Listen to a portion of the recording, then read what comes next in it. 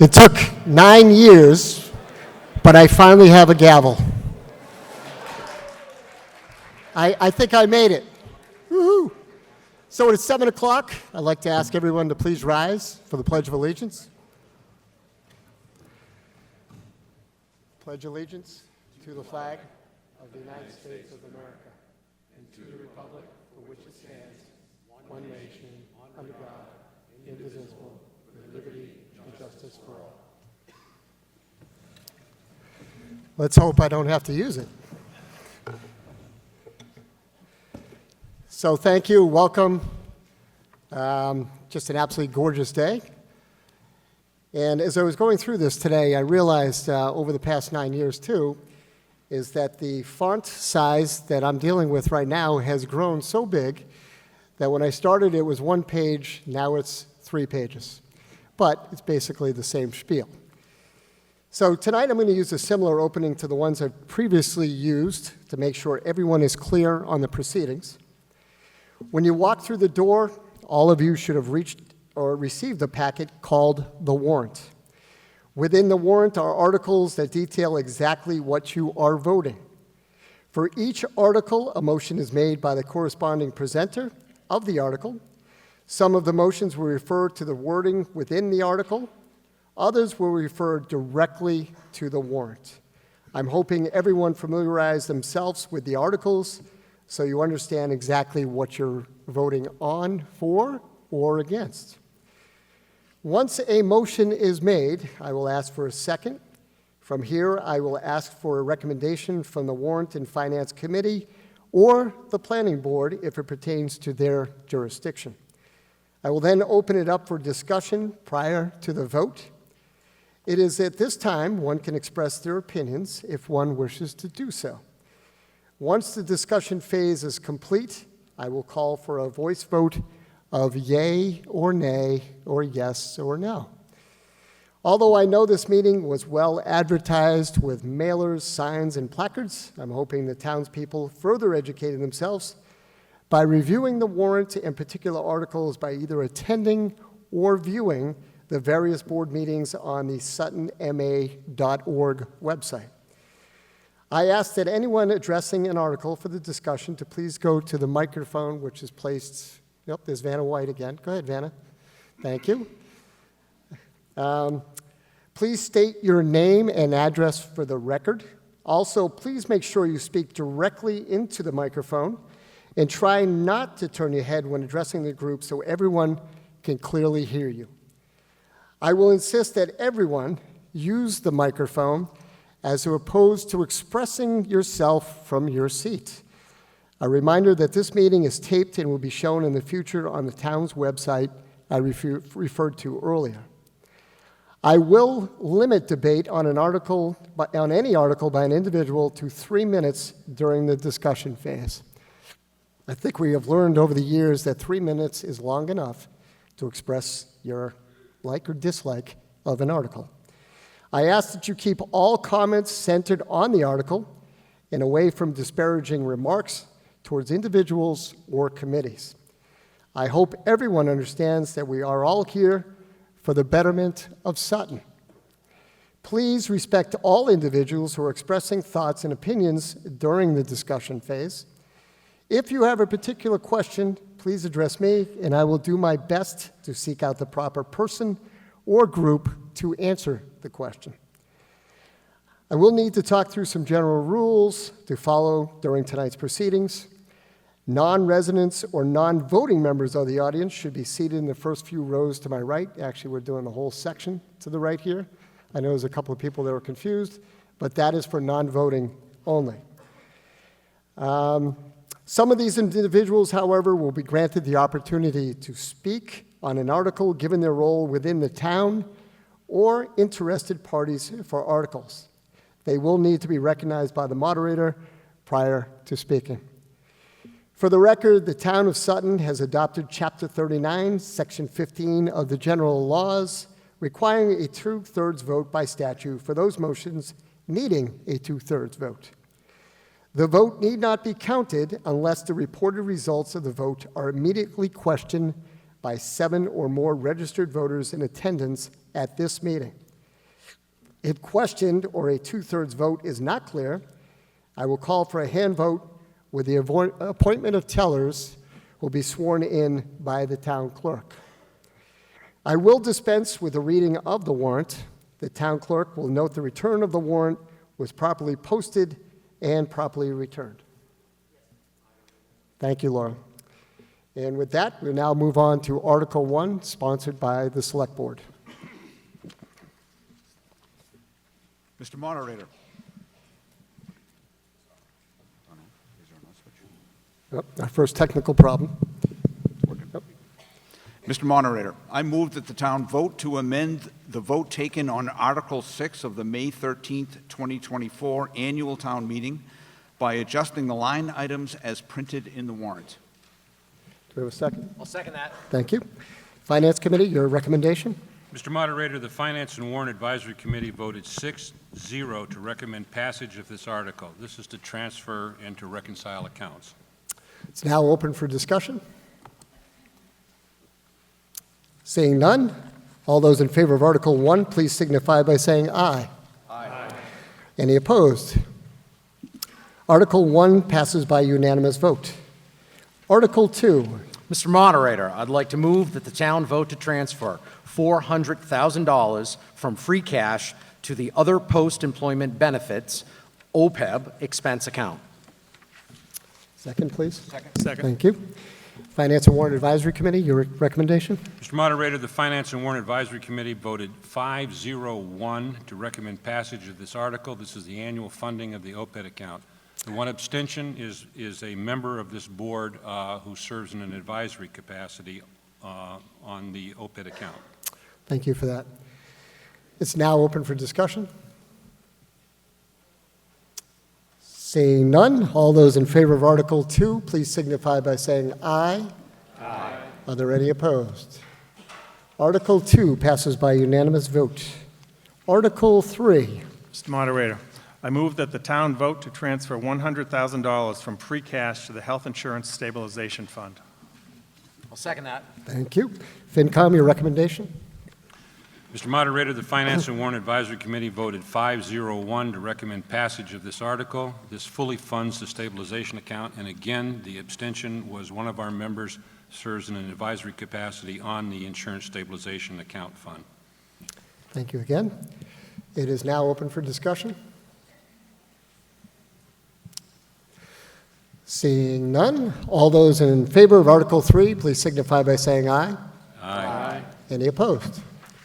Article 3 passes by unanimous vote. Article 4. Mr. Moderator, I move that the town vote to transfer $93,000 from free cash to the FY 2025 town manager's salary account to fund sick leave and vacation payments due to the town manager upon retirement. Second that. Thank you. Finance and Warrant Advisory Committee. Mr. Moderator, the Finance and Warrant Advisory Committee voted 6-0 to recommend passage of this article. As stated, this funds a contractual agreement. It's now open for discussion.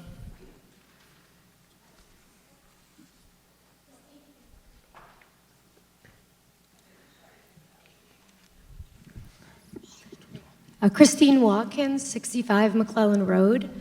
I watched the recent Select Board meeting, and I heard that Jim Smith will be extending his retirement till after the Springtown meeting. Because of that, is this amount that we're going to be transferring, which I think was $93,000, is that correct? Is that going to change? Is he going to continue to accrue sick time and vacation time, or does he terminate as of the 31st with a different type of contract extension? That is a great question. Is anybody on the board or Jim himself? I don't know whether it's appropriate for me to answer this, but so yes, we agreed. This is the amount of time that I have accrued. It goes through June 30th. If I decide to work till July 1, then it'll be encumbered till July, and then we will pay out that time. So this should account for all of it. So this should be the maximum amount you're due through June 30th? Yes. And it could be less if you take It could be vacation less instead? if I take some time off or, Okay. don't feel well. Thank you. Anyone else? Okay, seeing no one else, all those in agreement with Article 4, please signify by saying aye. Aye. Are there any opposed? Article 4 passes by unanimous vote. Article 5. Mr. Moderator, I move that the town vote to raise and appropriate $157,000 to the Compensated Absences Reserve Fund. I'll second that. Thank you. FinCom, your recommendation? Mr. Moderator, the Finance and Warrant Advisory Committee voted 6-0 to recommend passage of this article. As stated, this funds the Contractual Reserve Fund. Now open for discussion. Okay. With none, all those in favor of Article 5, please signify by saying aye. Aye. Any opposed? Article 5 passes by unanimous vote. Article 6. Mr. Moderator, I move that the town vote to take no action on this article. This article was a placeholder for prior year bills that might have got missed, and there aren't any. Okay. So regardless, we've kind of developed a protocol over the year with the no action or passover. So if there is no discussion about the reason why we're doing it, I will call for a vote. How about I second that first? There you go. Thank you. So all those in favor of passing over or taking no action on Article 6, please signify by saying aye. Aye. Are there anybody that wants to hear about it? Okay. Article 6 is passed by unanimous vote. Article 7. Mr. Moderator, I'd like to move that the town vote to transfer $5,000 from the Waterways Improvement Fund to the Manchog Pond Foundation Incorporated for the maintenance of the pond. Second. Thank you. FinCom, your recommendation? Mr. Moderator, the Finance and Warrant Advisory Committee voted 6-0 to recommend passage of this article. Open for discussion. Seeing none, all those in favor of Article 7, please signify by saying aye. Aye. Any opposed? Article 7 passes by unanimous vote. Article 8. Mr. Moderator, I move that the town vote to raise and appropriate $50,000 to the Waters Farm capital account. Finance and Warrant Advisory Committee. Mr. Moderator, the Finance and Warrant Advisory Committee voted 6-0 to recommend passage of this article. This is to repair the roof. Article is open for discussion. Seeing none, all those in favor of Article 8, please signify by saying aye. Aye. Any opposed? Article 8 passes by unanimous vote. Article 9. Mr. Moderator, I move that the town vote to transfer $48,267 from free cash for a purpose of acquiring an agricultural preservation restriction to be held jointly with the Commonwealth of Massachusetts on a parcel of land located at 7 King Road and 24 King Road, Sutton, containing a total of 193.5 acres, more or less, and described in deeds recorded with the Worcester South District Registry of Deeds Book 27831, page 140, and Book 68628, page 85, and to authorize the select board to acquire said agricultural preservation restriction by purchase, gift, and/or eminent domain on such terms and conditions as said select board deems appropriate, and further to authorize the select board to enter into all agreements and execute on behalf of the town any and all instruments as may be necessary and convenient to effectuate the purpose of this article. Second that. FinCom, your recommendation? Mr. Moderator, the Finance and Warrant Advisory Committee voted 6-0 to recommend passage of this article. As stated, this is Sutton's share of the APR, which will preserve 193.5 acres of open land. The article is now open for discussion. Come on down.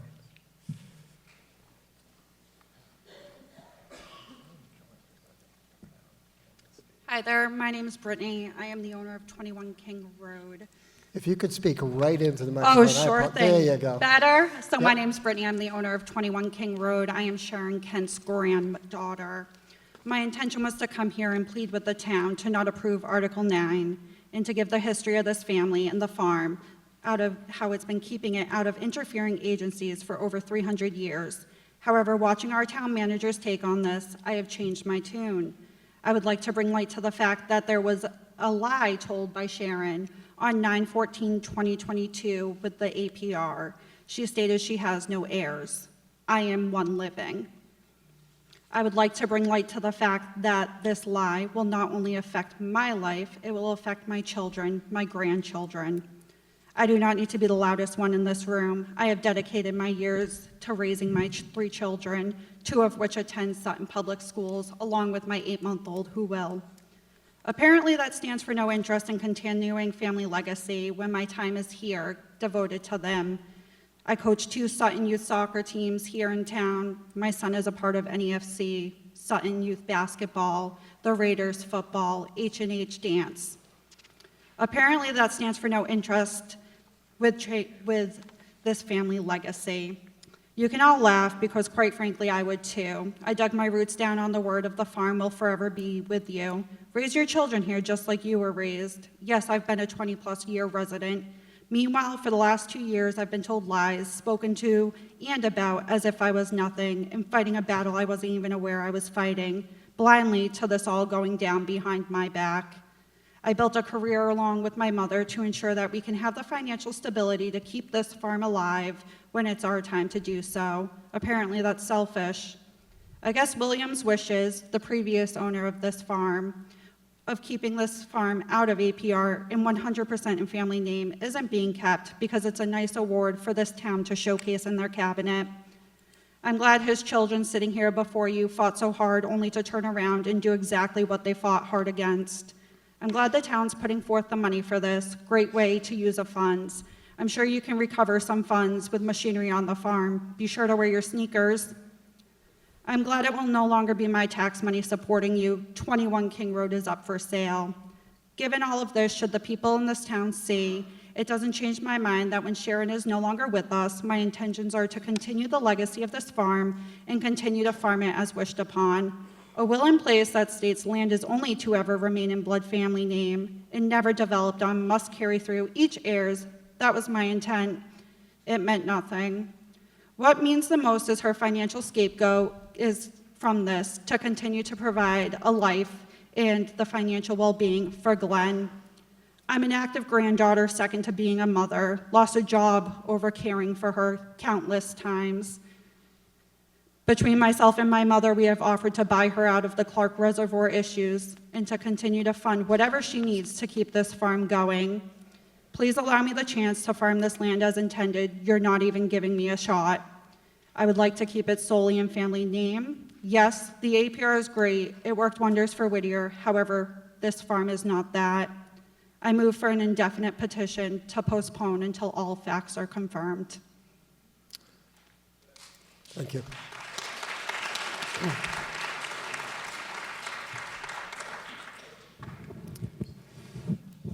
So again, I'm sorry? Wasn't a motion, but thank you. You can second the opinion. So again, you know, if I don't want to be up here and sit here and bang the gavel at 3 minutes, but just let's make sure that we understand that we all want to get home before midnight. So just if we can consolidate the arguments for or against to 3 minutes, be greatly appreciated. So is there anybody else that would like to discuss this particular article? Now, this vote is going to require 2/3 majority. So all those in favor of passing Article 9, please signify by saying aye. Aye. Any opposed? No. I declare that it passes by the required 2/3 vote. On to Article 10. You can have 7 people, if you want to, question it, and we can put it to a hand vote. That's fine. Can't move the question, you just need, okay? So what you can do at this point, if there are 7 people who would raise their hand in saying it was not a 2/3 vote, we will put it to a hand vote. So I think we have 7 people, and we're going to have to take the time to get tellers in place. to make sure that we're going to get this right, okay? So at this time, I'm going to ask Laura if she can appoint tellers for each section, and then we will have a hand vote, and then we will make it official one way or another. This is the only way to keep it fair, okay? Because I know some people like to yell louder than others. So if you'll give us a few moments before that to happen, we will get through this.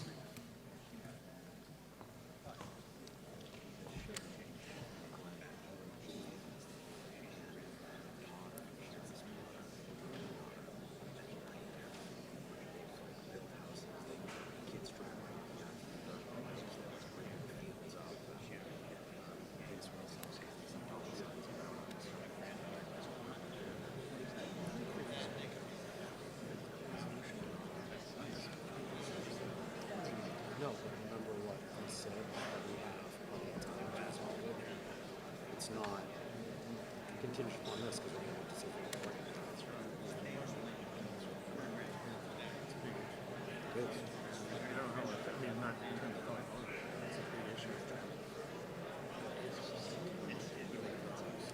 These damn things are not easy. I just think we got to deal with Tucker Farm. Tucker Farm. We got people still.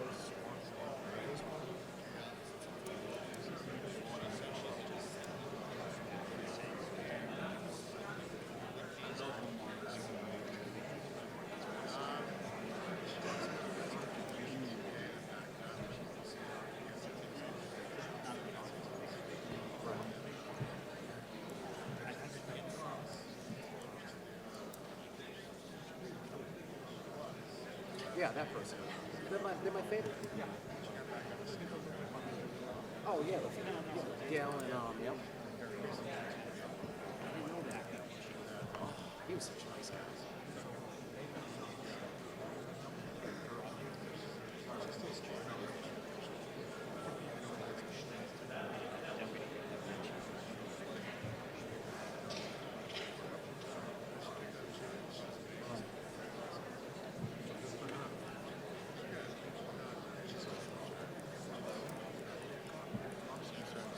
That's the reason why they're doing exactly what they're doing.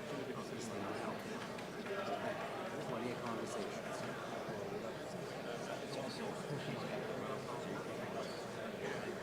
Oh, there's no question.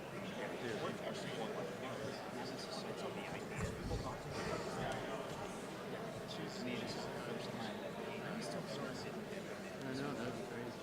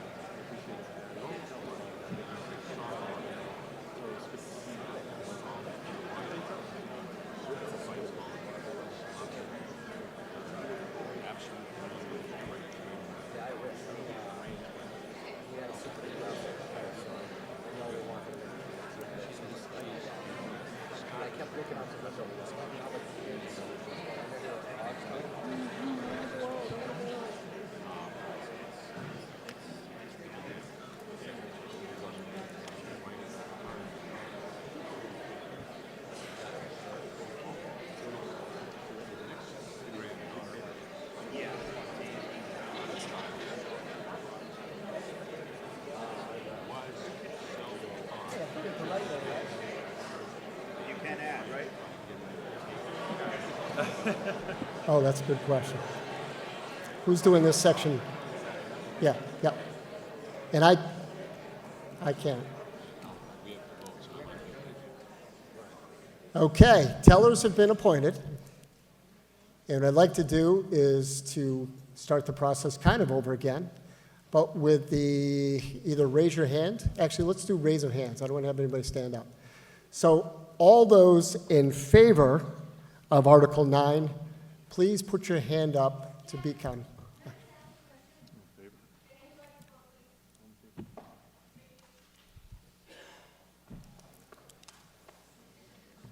I'm sitting next to people who have no idea what this is about, and they don't understand how much money and how much the whole APR is, in which Christine, department. I can't sit here and explain the entire thing to people. So which board was the one, who was this put on by, the select board? So is there someone on the select board that could just, in a nutshell, kind of explain what the APR is, and that the $60,000 that we're putting aside is just the town share from the whole state, just so someone can understand what they're voting on? There's a lot of people that don't understand what this even is, and how that the ownership isn't lost for the family. It's just the right to develop the land. So we can do that, Okay. okay, quickly. All right? Anybody on the Board of Selectmen would like to explain it, please? Good evening, everyone. How you doing? All right, just to make it real simple, I think all of us here, at least most of us here, understand the importance of agriculture to the town of Sutton, correct? And obviously we know over the years, many once prominent family farms have been sold and have been redeveloped into housing. And that's not necessarily a bad thing. But with this, we have a situation, we have an opportunity to preserve one of the oldest continually family-run farms in the Commonwealth of Massachusetts by putting a permanent restriction on it, so that way the land itself, the parcel that is designated for farming, will be protected by the state in perpetuity and will always be required to be used as ag land. And what is sold is the right to farm the ag land. So what we're looking to do is we're looking to lock it in, so it will always be a farm. But then someone can come in and they can pay the kings the money, the right to use the farmland. So it will always be farmland, but revenue would be generated for the family. So this is a way to preserve this as open space, as farmable space, until the cows come home, no pun intended. He meant you, Norma. There you You're go. welcome. Okay. Yes. It's actually 48, is it 48,000 or 60? 48,000. $267. So the state will come, in and they will add money as well, but this is just the town portion. And FYI, just as a point of order, I would like to remind the community how many other families that the town has stepped forward to do the same things for. You know, we've helped the Whittiers out. We've helped out the Stevens. We've helped out Keown's. So this is something that we've done because we as a community has long been committed to our farming past. So this is just going to be another cap in our feather, in my humble opinion, of us fulfilling the mission of our town. Ma'am, if you have something to say, you'll have to come all the way down.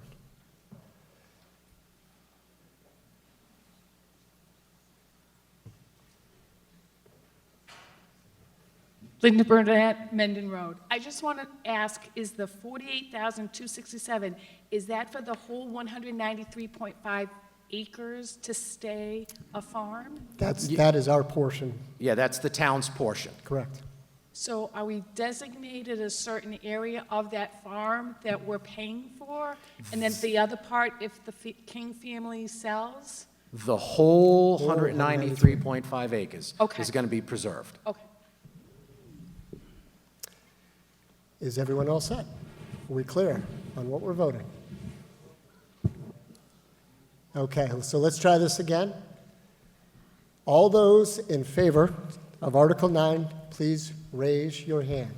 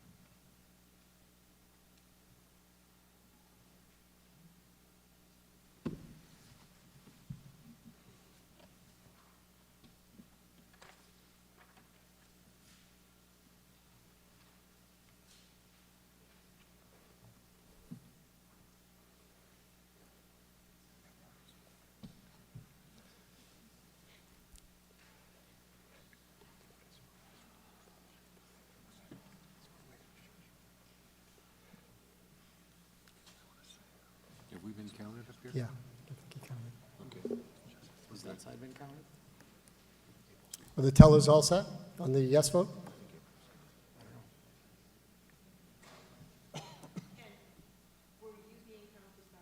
Yep, by Robin. Yep. All right. Was that side counted? Yeah. Yep. You get this side, right? We get the middle, so, yep, like everybody, and Cheryl's up there. Okay, those with the yes vote, you can put your hands down now and rest. Good job. All those opposed to Article 9, please raise your hand.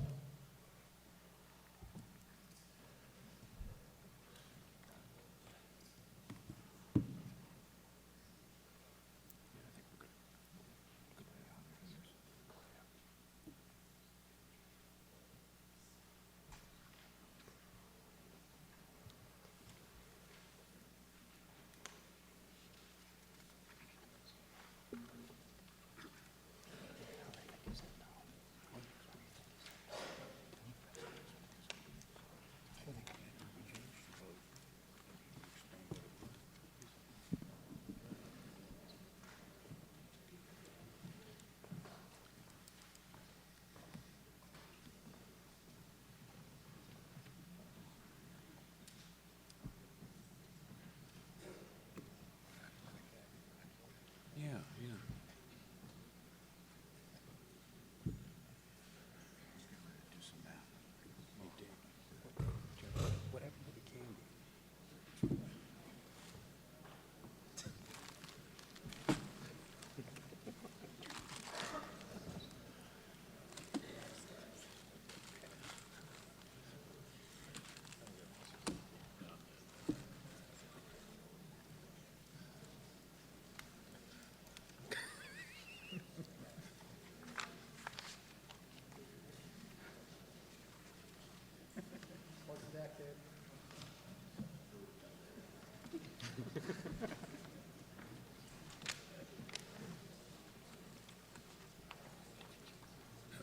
Now they got to do the math.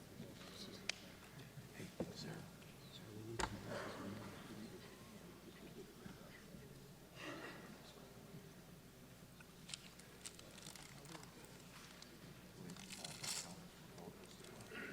I think so.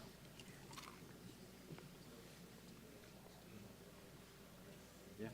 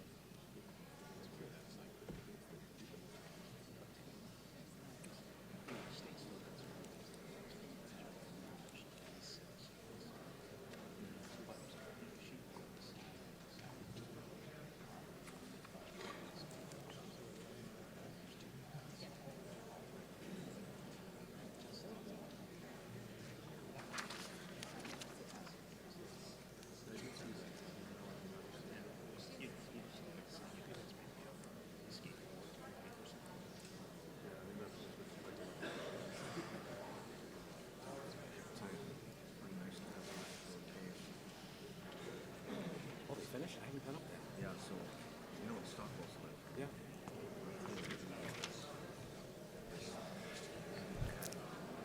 Well, one thing we've learned that I know how to keep people quiet, we'll just put it to a vote. So it came back with 189 for Article 9 and 31 against. So I declare that Article 9 does indeed pass by the required two-thirds vote.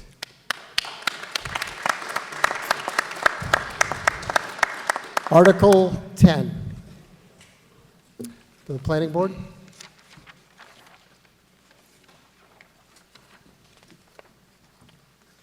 Hi, Mr. Moderator. This is Michael Gagan, 8 Fox Run Road, also a member of the Planning Board. On Article 10, I move that the town vote to amend the zoning bylaw, Section 1B, definitions to insert a new definition for area median income as printed in the warrant. The second, please. Anyone? Anyone? Thank you. Finance and Warrant Advisory Committee, your recommendation? Sorry, I moved it. Mr. Moderator, the Finance and Warrant Advisory Committee voted 6-0 to recommend passage of this article. This is defining what AMI means and is needed for the newly proposed Planning Board recommendations that will follow. And Planning Board, your recommendations? The planning board voted 5-0-0 to recommend passage. Do you want to read the commentary part, just so we can, just to make sure? The planning board voted to recommend this town meeting approve this article 5-0-0. The term is used in the next several proposed bylaw changes and is not a term with which most people are familiar. Thank you. Which is the area medium income, AMI. Thank you for that clarification. It's now open for discussion. Seeing one.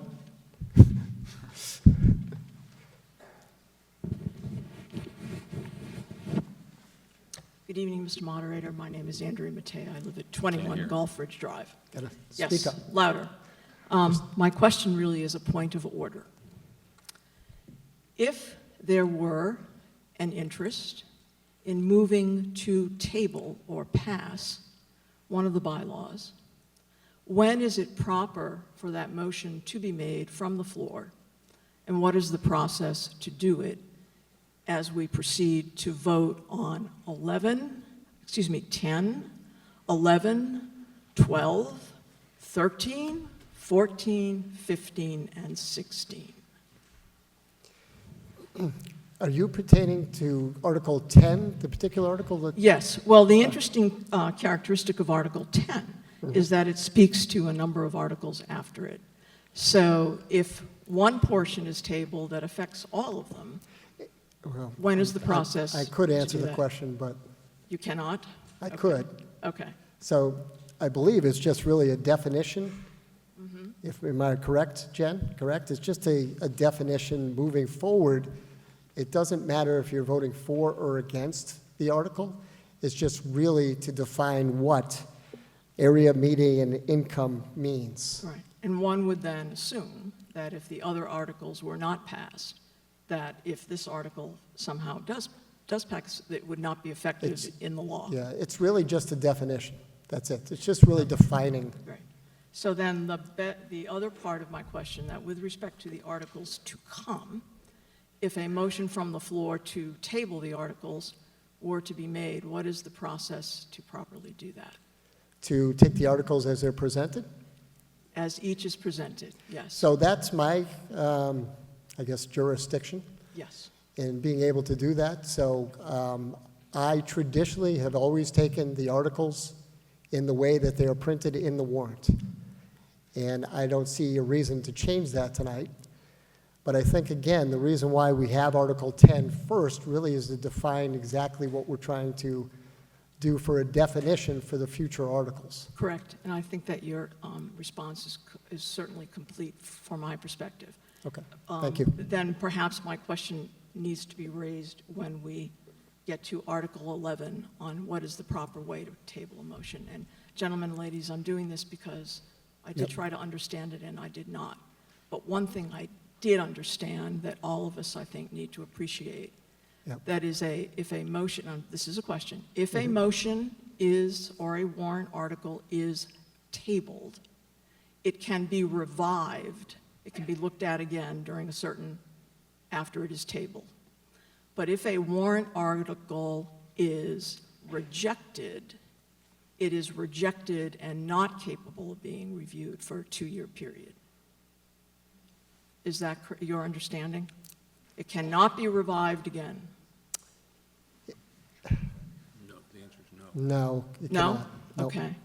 So if a warrant article is presented and it is voted down, it can be brought up at the next town meeting? So planning board, I Jen's was saying educated on yes. this too. So Jen's dying over there because she I know, wants to go say ahead, this. Jen. So Jen, why don't you come up and explain? But planning board is a little bit different than a regular citizen petition. Can you hear me okay? Yes, yeah. On zoning articles, if the planning board recommended the article, as they have in this case because they sponsored these articles, and it is voted down, it can be brought up again within 2 years. If the planning board does not vote positively on a zoning article and it is voted down, then it has to wait till 2 years to come back unless it is substantially changed. Thank you, Jen. I'm sure you're all relieved. I have no more questions at this point. We know you're a lawyer, so retired, very good lawyer. I think we have another gentleman, or a couple of people. Okay. All right. Thank you, first of all, for the board members. I know you put in a lot of work, a lot of volunteer time, so it's appreciated. My name is Jane Cairns, 20 Sibley Road, and I just have a small definition here. I was confused with AMI, so I went on the mass housing site, and the statement that we want to delete is households that qualify as low to moderate income under HUD guidelines, and that you want to change to earning at or under 80% of the area, the AMI, applicable to Sutton. When I went on the site, the HUD definition of low income is 80% of area AMI, or it's the same thing, but the wording that we originally had that's stricken is a lot easier and more transparent to understand. So why are we going with this AMI 80% of and so forth, which does translate to low-income housing? Is there someone from the planning board, or Jen, can answer that question?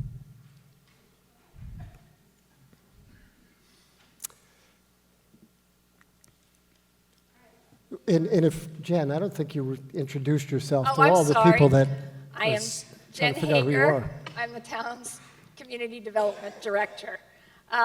So the reason we're changing it is because people were actually confused with the wording that's in the bylaw. In the various sessions we've had, in the years we've been kind of talking up leading into these articles, people were confused with what low to moderate income housing actually means. So the department and the board thought it was actually more transparent to qualify what that is. Households earning at or under 80% of the median income. Oftentimes when you say low to moderate income, people can't assign a number to that. They might get an impression in their heads. So the board and the department felt it was more, it was a better thing to actually put a number to it, the number that is described by law. So again, lots of housing sessions on this since 2012, and that term often confused people, and this was the phrase that was preferred by those who participated. Why not put both? Because the average person is going to glaze over when they see 80% of area median income as opposed to low income. They have a shot at understanding what the idea is, but AMI is just, to me, not clear. What about putting both? That is low income housing, that is, and then the new definition that you want to add. Again, there was a process of formulating the bylaws. We had public hearings, we had various sessions, and this is what came out of that. Had the suggestion been made during the process, the bylaw might have taken a different format. At this stage of the game, that can only be adjusted with a motion to amend on the floor. And if we were to do that, to be accurate, you would be saying, means a household, a low to moderate income household earning at or under 80% of the area median income. So again, that can only be done at this point with a motion to amend this article on the floor. It is the way it is because through the whole public process we've had to devise the bylaws, this is what those who participated felt worked. So if you felt strongly that it should include both, the only way to change that is for you to make a motion on the town meeting floor. The board can't, Yeah, I'm tempted to. That's fine. Okay. But make sure, if you do it, be very accurate with the low to moderate income, because low to moderate income is a very large percentage gap. My understanding was moderate income was not part of your It wording. is, absolutely. Low to moderate income ranges from 30% of median income to 80%. So 80% is actually the moderate end of the scale legally. 60 to 80 is moderate income. 30 to 60 is low income. This is moderate income.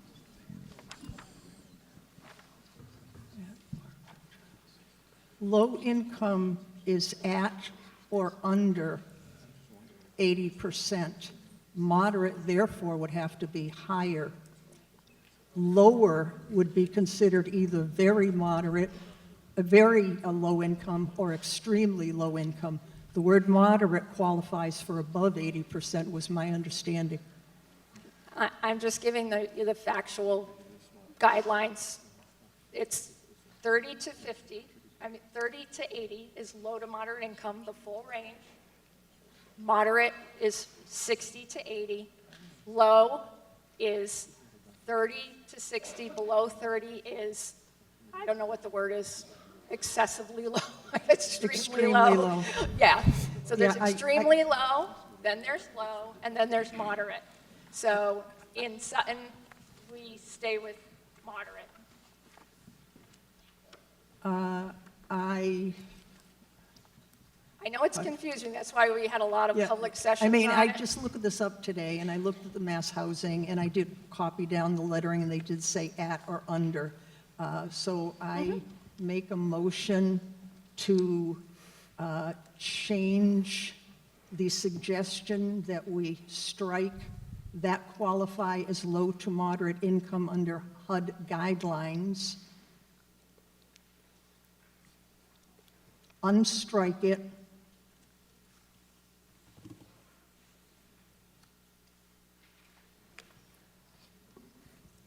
So, I'm trying to figure out what to do with the word moderate, because there's some disagreement on that one. However, for the sake of brevity, I don't know if this is accurate. Technically, we should look that up, because when I looked it up today, moderate was under 80%. I'm over time. Just letting you know that actually what you're talking about is in. Right, but I think it's the same wording. Okay. No, I know it. Yeah, no, I wrote all my notes here. I didn't see the other one.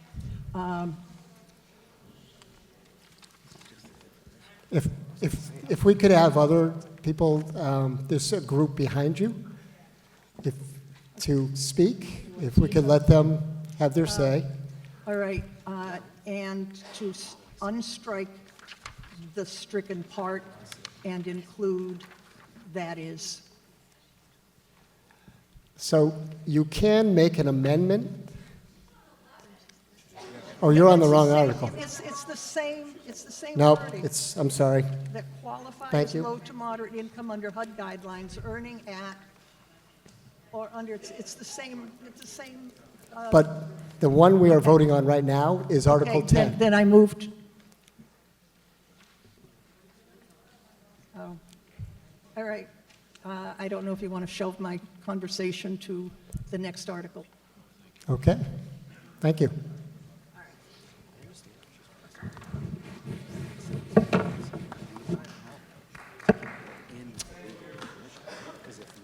Ready? Hello, John Belcafini, 75 Leland Hill Road. I never heard the term area median income, and I'm just sorry, I don't understand the word medium.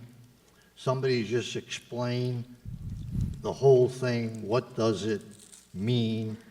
And forget about the 80% or whatever it is. What does area median income mean? So I believe what it's doing is it's categorizing those percentages to define exactly who is under those particular numbers. No, Okay. you're still not. What does the term mean? Not what it Oh, I see. does. That's your department on that one. sorry, I only went to high No, school. that's fine, Mr. I only Belkafini. went to high school. Okay, so area median income, per the definition, I'll give you what it says, and then I'll try to, make it easier. An area median income is the midpoint of a specific area's income. So Sutton, for affordability, is part of a group of, defined by the state of similar communities. There was not a map, but I did track down the towns, and there's probably, it looks like more than 24 towns in this category. Towns like Douglas, North Brookfield, Grafton, Uxbridge, Webster, those are some of the towns that are grouped in with Sutton. So the area median income is census data, you give income information. The median income is basically at the midpoint, so where X people are below, or half people are below, half people are above the median. So in the case of Sutton, the area we are in, the actual number, right now it's recalculated every single year because stuff changes every single year. It's at $117,300 in 2024. So in this case, per the information you should have in your town meeting packets, you can actually see this year's chart of what that means. In order for you to qualify for affordability in the year 2024, 2 parents, 2 kids in a household, so a 4-person household, that household would need to be making about $97,800 or less to qualify for affordable housing. At the top end, that's 80%. Some places qualify, depending on who lives in their community, will shoot for 60%. So some will shoot for 50% or 30%. So again, affordability is specific to each community. So like affordable housing in Holyoke is going to be at a very different percentage than affordable housing in Sutton. And it's actually determined by each community. And 80 is as high as you can go in affordability, and that's where we are in Sutton. That's where it's 80% or below. So people can make less than that, but when we work with 40B developers, that's what we want them to target, is 80% or below. Okay. So it's the halfway point on the income in the community that are the group that we're a part of. I guess my main thing is,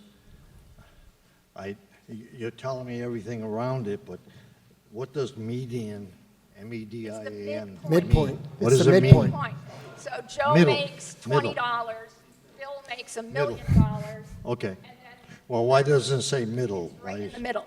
Why doesn't it say why doesn't it say minimum? It's a cuter word for median. All right. I just noticed on this last page. Think about driving down the street. What's in the middle of the road? A median. As opposed to Divides it in half. Okay, making fun of me now. Huh? There you go. That's because we're both from Sutton. Okay.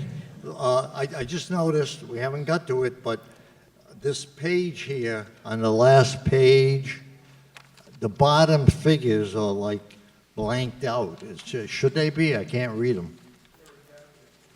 They're what? Redacted. They're what, redacted?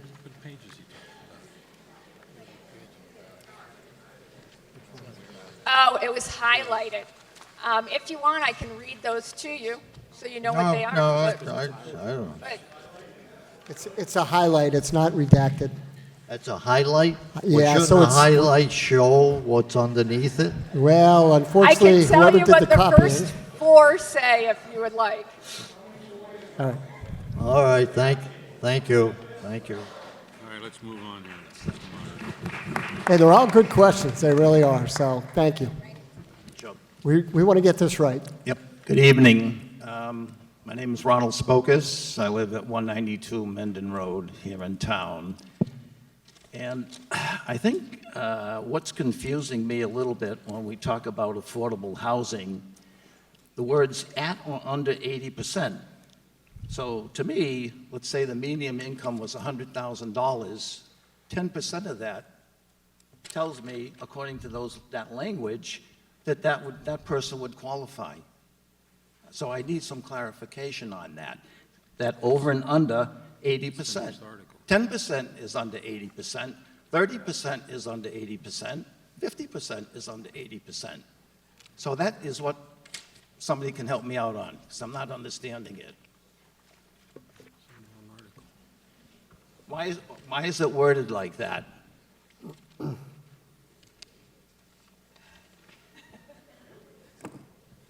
Right? 10% is under 80%, isn't it? Hello? Okay. Sorry. Yes, 10% is less than 80%. So you have to set, it's a complicated subject, that's why we do a lot of sessions on it. All right, so you have to set a level where affordability kicks in. So in Sutton, because we're a community with higher median housing prices, without mass transit, with a different kind of population than other towns, when we talk about affordability and we are trying to meet our housing affordability goals, we set the highest target we can. That's so, right. I understand that. Okay. So somebody who's earning 80% or less could potentially qualify. So that means 10% could qualify. Yeah, somebody who's making 10% could technically qualify. In reality, they could not qualify. Well, I'm giving, I'm not trying to give you a hard time, but I just take exception to the way that's worded. Again, I don't think it's clear. Over and under 80%. Why is it like that, worded that way? It comes straight from state statutes, documents. So we have to bobble our heads and accept it. I think we're moving ahead a little bit.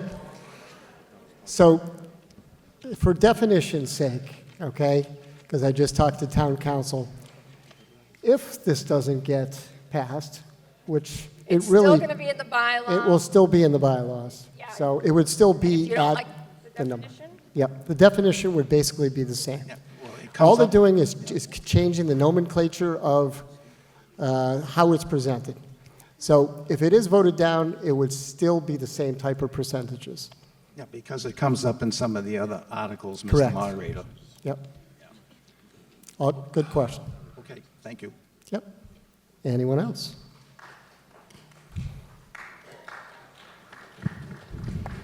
Okay. You guys are making me work today. That's good.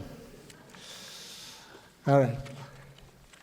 With all of that, this will again take 2/3 vote. All those who are in favor of Article 10, please signify by saying aye. Aye. All those opposed? Whew. Article 10 passes by the required 2/3 vote. Article 11.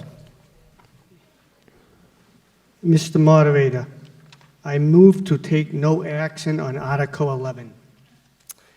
So similar to what we occurred on Article 6, I will also hold true here with a slight caveat. I will ask for a second. Second. And a vote to officially pass over or take no action on Article 11. However, before we get to this point, I do want to ask FinCom and the Planning Board to give the reason as to the reason why we're passing over or taking no action on Article 11. So if I could ask FinCom first. Mr. Moderator, the Finance and Warrant Advisory Committee voted 6-0 to not recommend passage of this article. In the opinion of the committee, this proposal lacked any research as to the conformity with industry or state standards, and the grammar as presented is confusing. Thank you. And Planning Board? Planning Board voted to recommend that this article be passed over to allow additional time for research consideration, a 4-0-0 vote. This article was an article to fix formatting and inconsistencies. However, changes from the public hearing drew questions, including FinCom comments, about the proposed adjustments to the minimum square footage of units.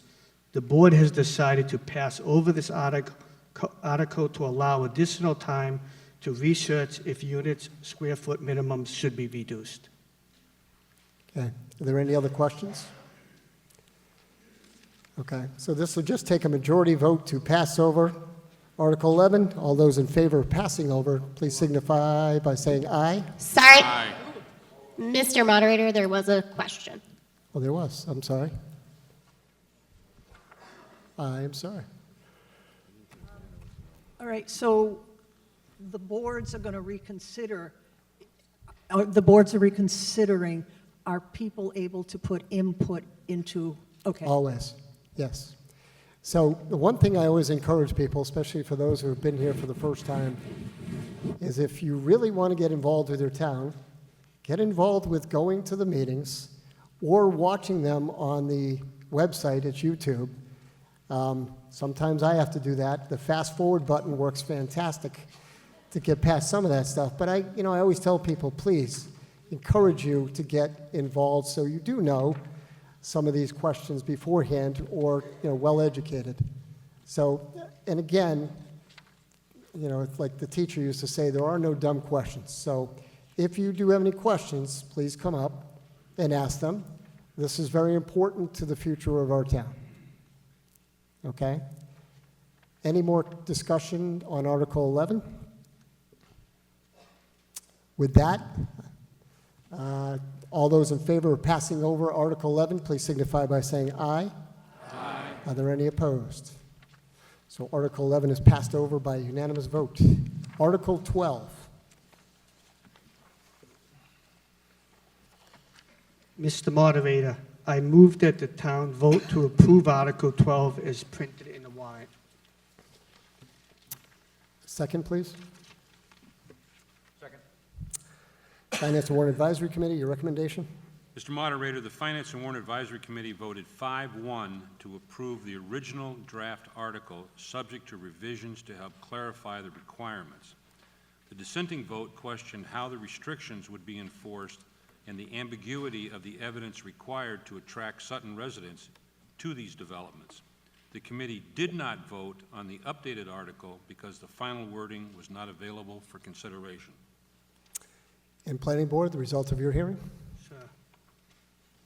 The Planning Board voted to recommend that town meeting approve this article 500. Per the numerous presentations on the subject of housing needs affordability, the Planning Board is trying to address the following issues. 1, 25 to 46% of Sutton residents would qualify for affordable housing based on their income. 2, Sutton lacks housing that is affordable to young people starting out and for many retiree seniors. 3, many people who work in Sutton cannot afford to live here. And 4, at only 1.5%, Sutton needs to make progress towards our 10% affordable housing responsibility to prevent incompatible 40B developments that can override the town. Okay. Article 12 is now open for discussion.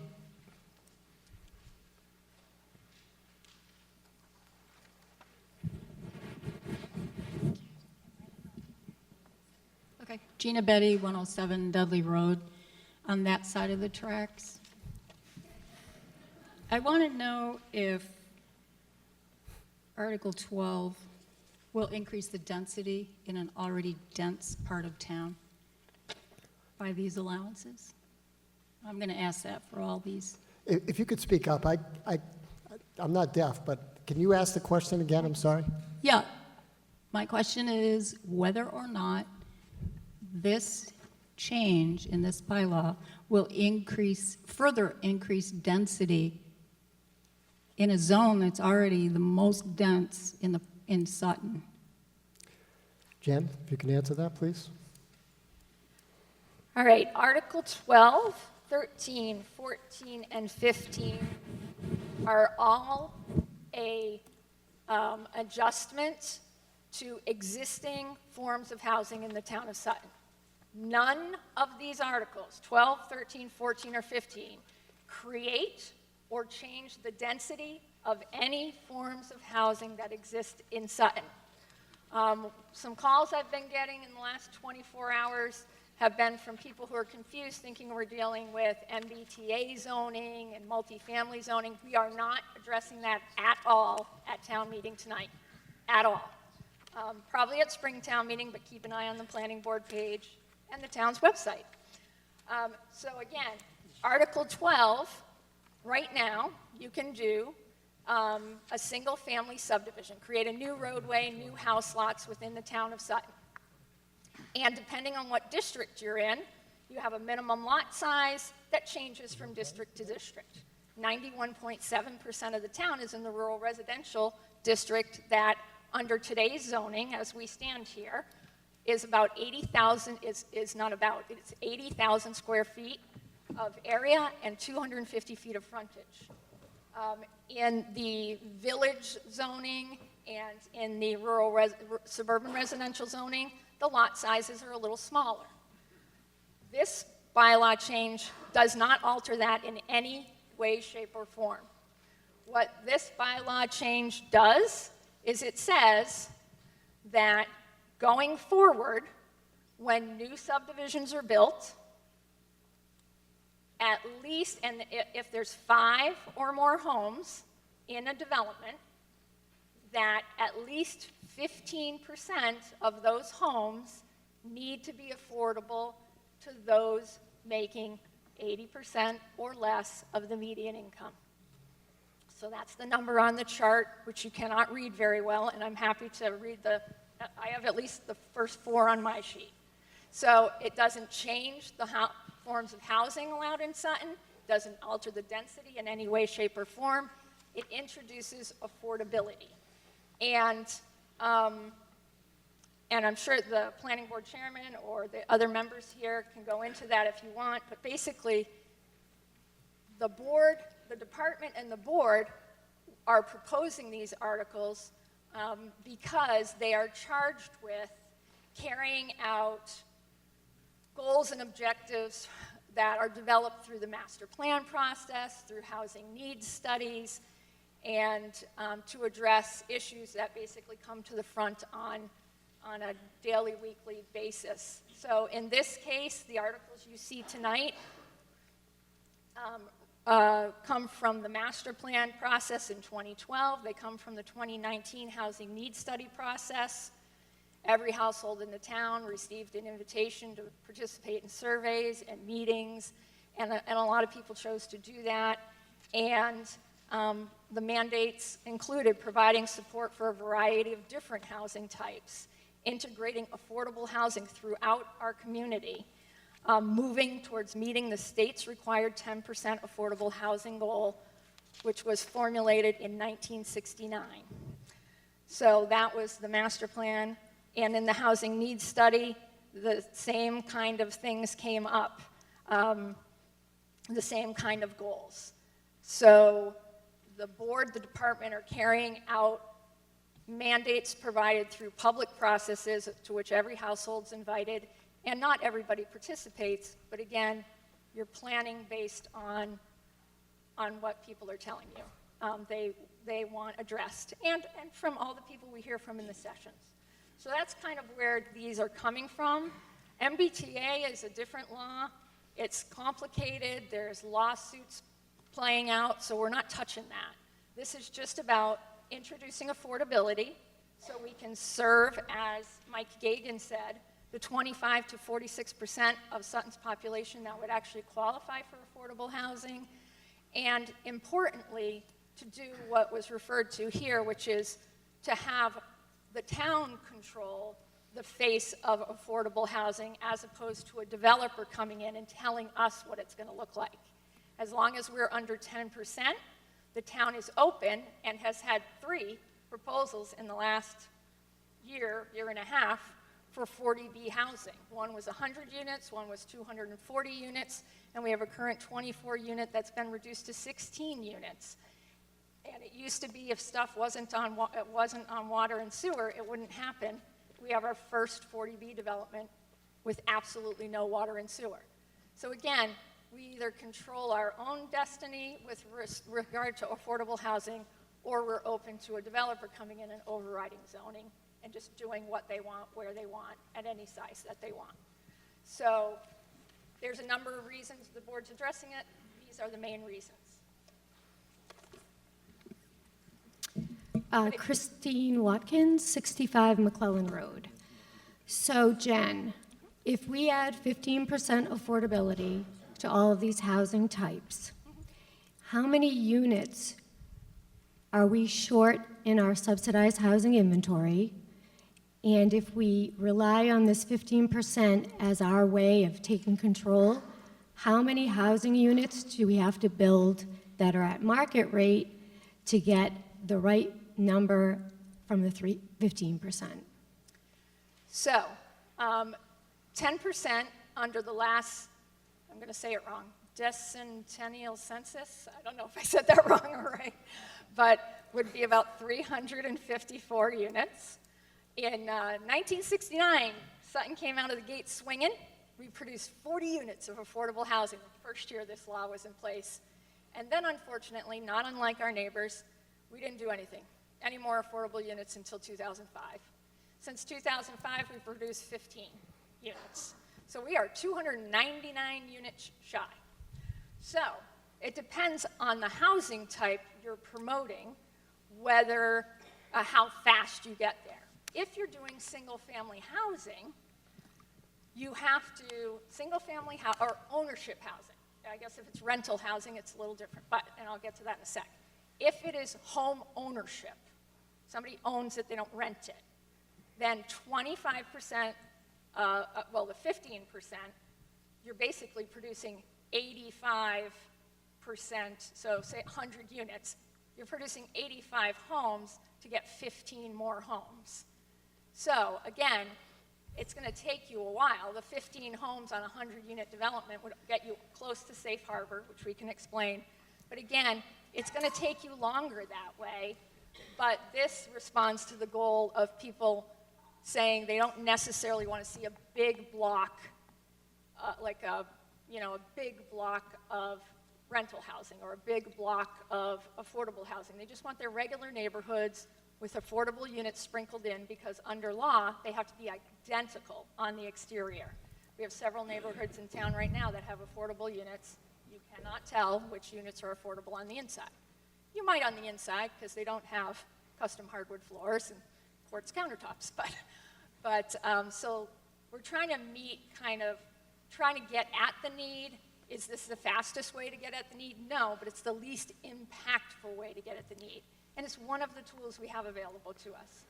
Per all the studies that are on the board's website that I know you're really familiar with, there's multi-pronged approaches to get to this.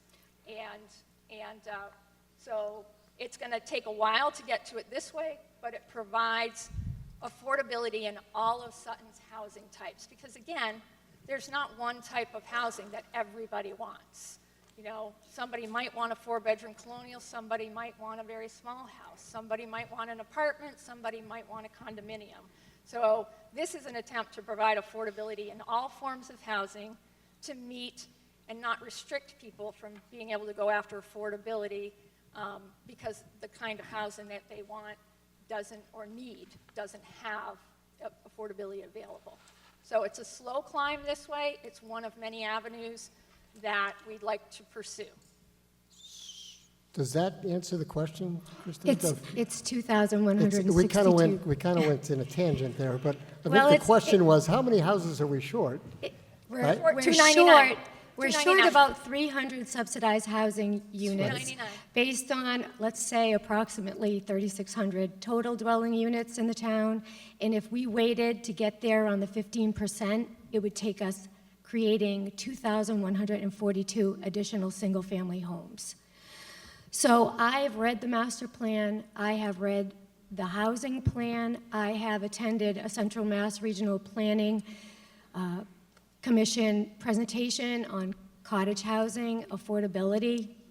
I believe that in the planning board meeting, Jen referenced Stowe, Mass. as being a town that has implemented some different ways in taking control of their affordability issue.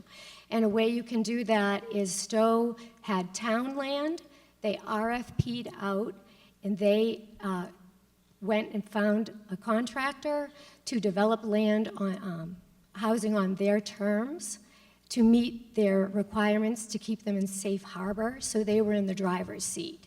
So we keep talking about affordability, and where did the 25 to 46% number come from? It came from the pink and yellow tiny postcards we received in the mail in June. And on those postcards, it was really pushing how we wanted to respond to the MBT community new legislation. And that postcard survey had us choosing housing types, it had us choosing areas in town.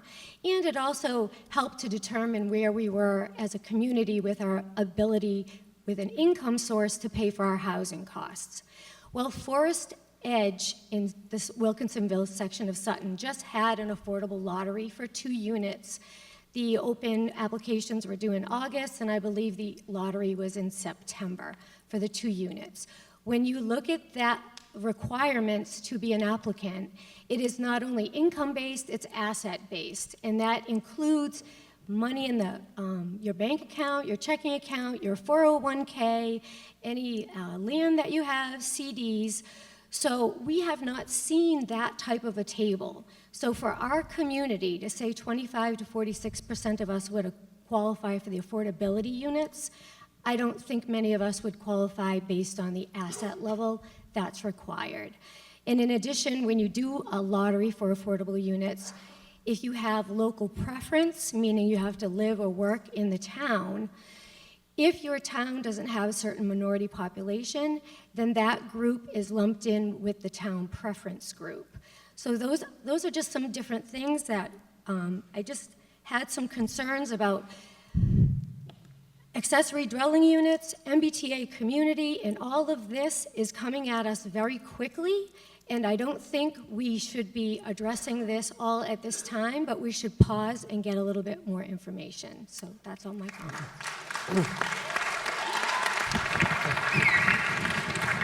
So, again, I have been kind of lax in the 3-minute rule. But I think, again, it's very important for the future of the town, but please keep it brief and to the point. Hi, thank you for hearing me. My name is Michael Nadella, I'm 108 Burbank Road. I've been hearing a lot of things about affordability, who can afford this, who can afford that. How many people in Sutton qualify for this and qualify for that? Is the town, the people of the town, going to have priority for all these housing units? The state allows the town to demonstrate that, the state allows the town to demonstrate how many units should be earmarked or what percentage of affordable units should be earmarked for the local population. So again, The answer is no. Yes. A demonstration. No, it is So that means yes. you're building housing units, you want everybody to pitch in and Yes. go together and get these, but no one in answer Sutton is going to have priority to get them, right? 50% of the units are earmarked for local residents and people who work within the town of Sutton. 50%. Work, what would we be guaranteed that the people of Sutton are going to have a certain percentage of these houses? 50%. 50%. 50%. So if a development, say, has 10 affordable units, at least half, at least 5 of those would be earmarked, would have Sutton residents or Sutton people who work would have priority in that part of the lottery. Lottery, it's a lot. Because there's a lottery for all affordable units. You have to apply, you have to prove that you actually A lottery need- amongst Sutton residents, area residents. Sutton residents for half the units, and then anybody else who qualifies for the other half. Thank you. Yes. Thank you.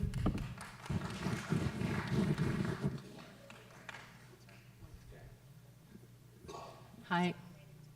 Great, thanks. Hi, good evening. My name is Carolina Paola. I live at 178 Burbank Road. I just have a quick question here.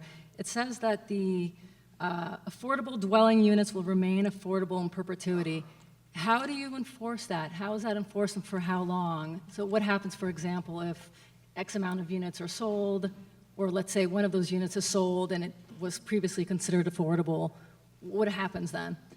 So We have lots of experience with this. Again, as I've noted, we have affordable units in the town of Sutton, and we have a lot of affordable units elsewhere as well. So what happens is the deed for that property is deed restricted, and there's a regulatory agreement that's attached to it. Also, when the Zoning Board of Appeals grants what's called a local initiative project or approval for those units to be affordable, there's actually a state regulatory agreement. The town signs off on it, the state signs off on it, it's attached to the landowner's deed, and then what happens is, if somebody goes to sell it, the town has to be notified, the state has to be notified. And the state will notify us just to make sure nobody forgot to notify us. So we get notifications, I won't say on a regular basis because people don't turn these over an awful lot. And the town has first right of refusal, so we can purchase the unit if we want to own it and control it, but we're not into the business of owning and renting homes. And then the house then becomes available to a pool of buyers who have to meet the same requirements. The person selling the home, because they got the advantage of the in perpetuity, they can make no more than 15% from what they originally paid for it, but it's based on a formula, so they're not guaranteed 15%. The only thing they're guaranteed is to not lose money on the unit. So they'll never sell it for less than they bought it for, but they may not earn more than 15% on it. So the deed restriction, the regulatory agreement, the assignments with the town, and if there's a local initiative or a comprehensive permit, the conditions of those things all serve to work together to make it permanently affordable so it can't fall off the town's subsidized housing inventory. So that's super important because every time 5 homes are built in the town of Sutton along a roadway or in a new subdivision, you're one more unit behind. So that's the other important thing about having that base affordability in your bylaws. If we had put 10% affordability in our bylaws in 1969 when the law was adopted, obviously we wouldn't be standing here right now. So it's 15 because you're playing catch up. So.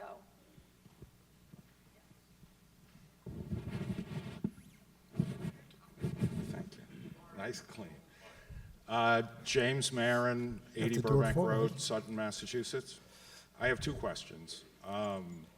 When reading the articles that we received at the meeting, the Finance and Advisory Board vote with the explanation and I've been to a lot of town meetings and that's very unusual. I've never seen qualifications like that. Could I get an explanation as to why that is and what led to the drafting of something that I haven't seen before? 12 actually was not changed.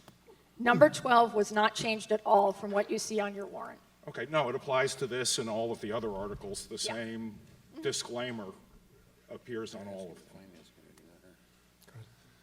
them. Sir, speaking on behalf of the Finance Committee, when we held our meeting, we had a number of questions. They tended to be around, there were some clarifications, is this permanent housing? Is it temporary housing? Are you saying that you can put trailers in? We had all kinds of questions. Jen represented the planning board, and she took it back to them. But some changes were made, but Jen is an employee, not the planning board. So she had to then take the recommendations that were re-put together, take it to the planning board. They then had to vote on it. By the time they voted on it, it was too late for the Finance Committee to meet again because our recommendations have to be posted 7 days before the meeting, and there just was not enough time. So that's why we had to put in that how we voted initially, and then to say that whatever is presented here at the town meeting, we didn't have time to see. I hope I'm answering your question. Yeah, it raises concern. Obviously, the purpose of your committee is to advise us on the warrant. That's in the name of the committee, Finance and Warrant Advisory Committee. And by not providing us with your advisory services on this article, I also followed the process. The process, it was difficult. The planning board opened the public hearing for these articles. They closed the public hearing, they took a vote. There were modifications made, the public hearing was not reopened, another vote was taken. There was a third series of amendments made, right? The public hearing was not reopened again for comment, another vote was taken. And now I'm looking at what you put together, and I appreciate the fact that you don't want to vote on something that you're not familiar with. That would be inappropriate, and it would diminish the significance of your advisory capacity if you did that. But as a resident, I feel very uneasy that the board that's in place to advise us on the warrant articles essentially passed on providing a recommendation or a vote. I appreciate your comments very much, and you must have been with us as we were discussing this, that we did not want this to happen in the future. So we've already worked out with the town manager that I'm going to call it a stretch of the calendar, and the Finance and Warrant Advisory will be meeting at the same time that all warrant articles are presented to the board of the select board, excuse me, and that will give us an additional 2 to 3 weeks so that we can then, if changes need to be made, we will have the time to reconsider, to vote, and then we will meet the deadline. So again, we apologize, but this was the compromise that we had to come to because we had to get it posted or we couldn't have a meeting. Hold on. Thank you. Not sure I really wanted the microphone, but I think it's important to note too that the changes that were made were not substantive. They were clarifying stuff, but it wasn't a substantive change. So that's why you see votes in the record either for or against each article. So we did vet and review it, but there's minor tweaks that were done just to clear up issues that we raised during the discussion of each article. I have a second question that I'll ask in a second. But procedurally, I think that what the best case scenario would have been was when the planning board hearing happened, the proposed warrant articles were vetted to the point where there weren't changes necessary going forward unless there was something that came up that was specifically addressed as a concern. A lot of what happened was kind of cleanup and input of town council. And procedurally, I struggle with, and I'm not an attorney, but I do struggle with the fact that there were amendments made to the articles without the ability of the residents of the community in a public hearing to comment. And there were a series of 3 votes taken, while 2 of which happened while the public hearings were closed. You're speaking to the finance board, right? I mean, to the planning board, correct? I'm speaking to the for the planning board process in general. Defer to you. Wow. So, as Mr. Morris pointed out, there definitely have been some indiscrepancies, I guess we would say, or discrepancies, I'm sorry, that are going to be worked out in the future. I think your concerns are valid. There were concerns from a number of people towards that, and I know from my time in this town that the Finance and Warrant Advisory Committee is almost like a reassurance to people.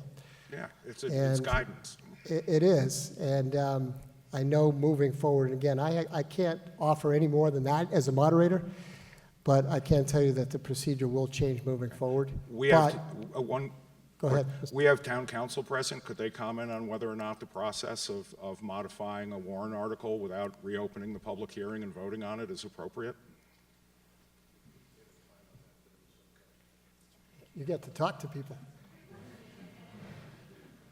They're going to yell at me.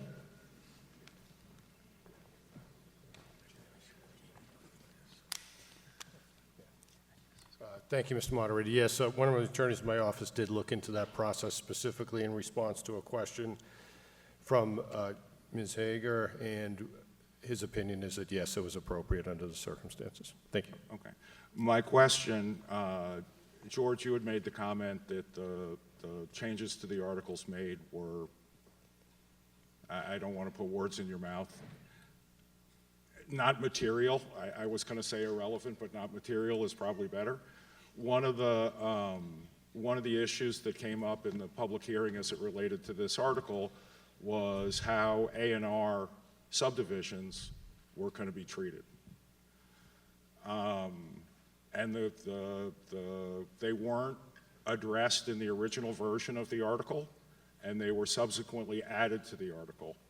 It was my impression from the public hearing that once somebody came before the planning board to subdivide land into 5 or more lots, that at that point, the deed restriction would be required as it relates to the affordability element of a project like that. But from reading the Warren article, it doesn't appear to me that that's the case. If I was to divide a piece of property into 5 lots and sell them individually or build them individually, it wouldn't necessarily, my interpretation of this document is it wouldn't apply, and my interpretation from the public hearing was that it would.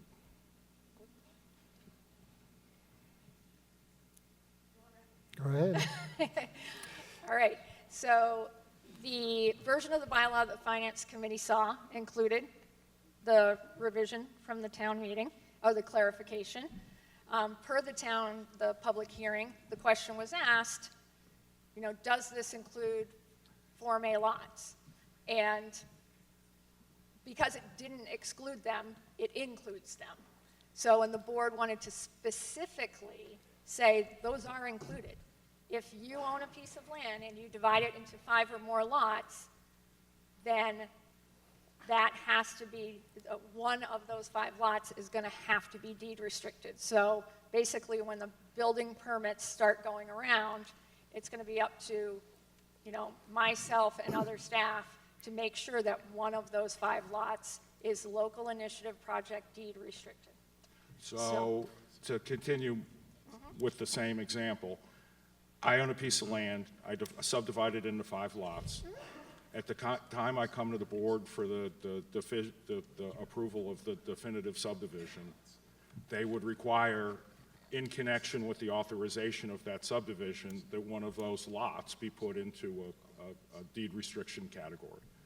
Yeah, it wouldn't be a subdivision plan if you're dividing along an existing road. That would be a Form A plan, but yes, whether it's a subdivision creating a new roadway with 5 lots or division of land on an existing roadway, yes. So even if I sold those 5 lots to 5 different builders, one of them would still need to be built affordable? It goes back to the original owner who has the ability, or the builder, whoever buys it, to divide 5 lots. Now, my recommendation to the board in this case was that we might not want to include that, because all it's going to do for most people is make them take their land and divide it into 4 lots, and a year later, they're going to do 4 more lots. So that's so simply circumvented. So my recommendation was not necessarily to include that, but the board felt strongly, because so many homes in Sutton are developed along existing roadways, that we might not want to exempt that type of development, because then you're missing a whole lot of home construction within the town. So, Mr. Moran, if I could ask, just because you've got a couple of other people that are asking some questions. I'm finished, yeah. Yep. No, considering this, there's a lot of people that have shown up for this meeting tonight, when you start talking about the impact of developments and affordable housing, and I'm lucky enough to have a base understanding of what we're discussing, but I would say a good percentage of the people in this room aren't necessarily as well informed, and the process is scary, right? People don't feel comfortable with the potential of something happening in their neighborhood that's never been contemplated. And before warrant articles are brought to the floor, I think it's important that when they're presented initially, that they're more or less complete, and that going forward, absent a finance and advisory warrant recommendation, they shouldn't be allowed to be on the warrant. That's just the way I feel. Thank you.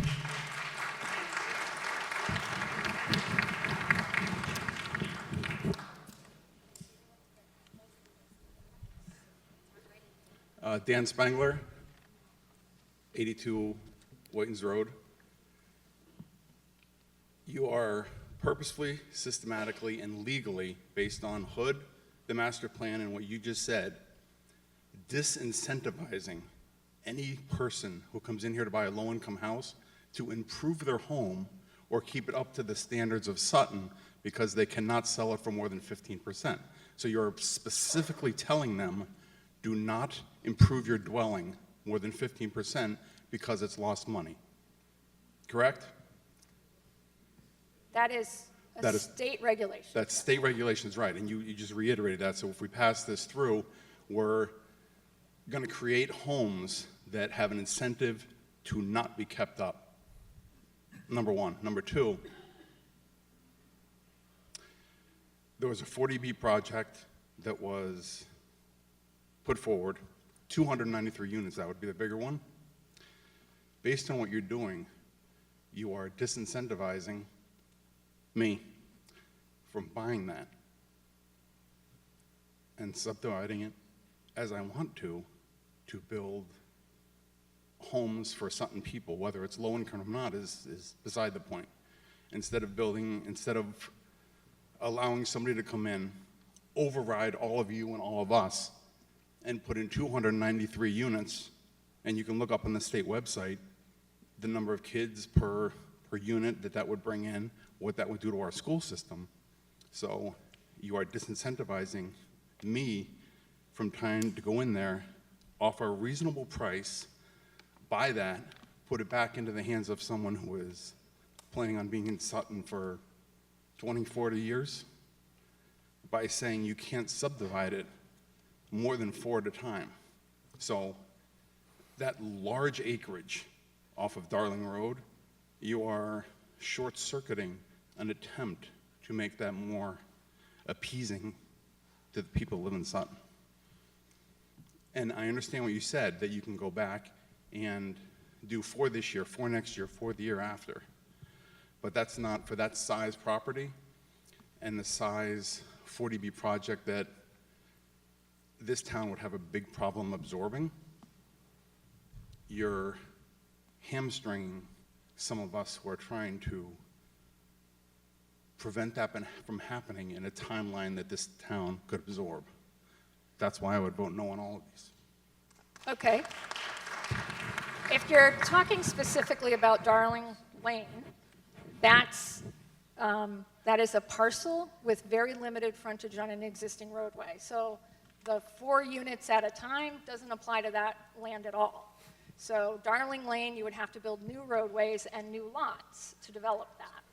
So, and under this bylaw, if it's 5 or more lots, however many they develop off Darling Lane on the new roadways, a standard subdivision, 15% of those would need to be affordable. One of the points of introducing affordability across all existing forms of housing is to try to bring your numbers up slowly across time through all forms of housing in Sutton, so you don't get 293 units proposed on a parcel like Darling Lane under 40B, which doesn't have to comply with zoning in any way, shape, or form. So again, integrating affordable housing, one of the prongs, another prong being looking at town parcels and trying to develop our own housing that we completely control the design of is another prong. But integrating affordability throughout every form of housing is another prong. And one of the main purposes of this is to stave off incompatible 293 unit plus 40B developments that can go anywhere at any time, such as the case right now on Burbank Road with the 40B proposed there without any water or sewer. Or frontage, yes. But with a project like that, you're still allowing it to be controlled by outside people who can go to the state for 40B, regardless of the roads and whatever, and I'm certainly doing research on how to utilize that piece and make it palatable for all of us, including those of us that border that piece. You're still incentivizing based on the 5 lots, and regardless of what road's coming in, is the timeline that I or someone else would have to put out the money and then slowly recoup it to cover our investment, just basically to protect land in Sutton. I think we're talking about 2 completely different types of projects, and I want to stress something, and about the process and trying to eliminate confusion like this on the town meeting floor. Again, these bylaw changes come through many years of process of which everybody's invited to participate, but all of this information is posted on the town's website, and the town has full-time staff to review these things with you, to answer your questions, and there's many people in this room who know that we're here for you during the workday, we're here for you on weekends, we're here from you whenever you need us to ask us questions. The bylaw process every single year involves posting draft bylaws for fall town meeting in the month of August on the town's website, starting to have discussions about those things. When the bylaws are posted on the town's website, we've actually added a one-click, you can click and add your comments, tell us what you think, so we know we have those comments going into the bylaw formulation process. And ideally, we're getting input, and we do get input from residents kind of throughout the process. These are your bylaws. Ideally, they're formulated by you. By the time we get to the public hearing, you've had at least one version of the bylaws, if not 2 or 3. So the bylaws are out there. They're there for you to review. We want your participation in the bylaws so that coming to the night of town meeting and into Finance Committee hearings and draft warrant reviews, everybody is as informed as they should be or want to be. So I just want to stress that, you know, me as staff, the planning board as volunteers, we're always here to hear your input, and we try to put stuff out there very, very early in the process and ask you, please give us your input. And a lot of people do participate in that, but we could certainly use more because more voices result in less questions on the night of town meeting. So just, that's my ad for that. So I believe we have a question from someone up here on the FinCom. If we go with, Actually, it's not a question, it's more okay, you can do whatever you want. Okay, it's not necessarily a question, it's an input. I've been born and raised in this town, although I was Say name and Oh, I'm address, sorry, please. thank you. Brian Jamros, I'm speaking as a resident, not as a FinCom member at this point. I'm stepping down because we didn't reconvene to meet. So this is purely as me as a resident. I live at 205 Menden Road. After the last Finance Committee meeting vote on the zoning articles, I realized we need more time to digest, research, and make a clear understanding of any questions or concerns is addressed before recommendations and votes are made. I was never a zoning person. I'm a finance guy. But these articles were very lengthy and a lot of meat to them. One article, the last one on 16, has 5 pages. And I learned a lot about the zoning in the last week and a half. I'm still not an expert, but I'm learning.